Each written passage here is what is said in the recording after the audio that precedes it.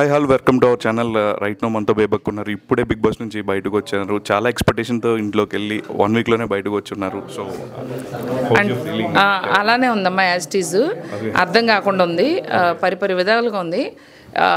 నాకు తెలిసి నిద్రపోయినా కూడా కుక్కర్ కల్లోకి వచ్చే ప్రమాదం కూడా ఉంది.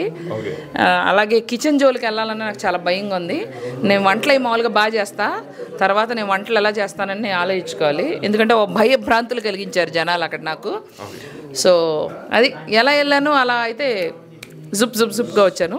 ఫస్ట్ వీక్లో కిచెన్లోకి ఎక్కువ వెళ్ళిన వాళ్ళే ఫస్ట్ వీక్ ఎలిమినేట్ అదే కిచెన్ పెద్ద బండర్ నాకు అర్థం కాలేదు. యాక్చువల్లీ ఫైర్తో కాల్చుకున్నాను, మాడిపోయాను, మసైపోయాను, బయటికి ఊదేశారు. లాస్ట్ 2 daysలో ఉన్న ఫైర్ ఫస్ట్లో ఉండుంటే ఇంకా ఫ్యూ డేస్ కన్సాగి. అదే జీవితం ఎప్పుడు అలా చెప్పి రాదు కదా. సో ఫస్ట్ 2 daysలో నాకు తెలియలేదు, తర్వాత నేర్చుకున్నాను.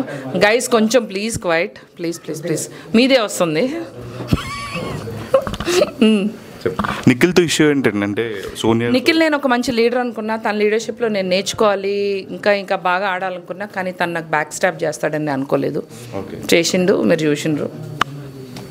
సో మీ ఫ్యూచర్ ప్రాజెక్ట్స్ ఏమేమి? యాక్చువల్లీ వెళ్ళే ముందు నాకు 2-3 మూవీస్ వచ్చినాయి. ఇప్పుడు హోప్ఫుల్లీ బిగ్ బాస్ తర్వాత ఇంకా మంచి ఆపర్చునిటీస్ వస్తాయని అనుకుంటున్నాను.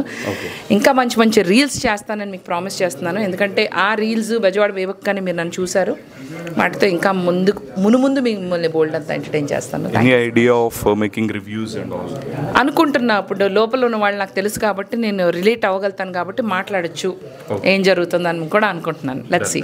All the very best for thank you మా.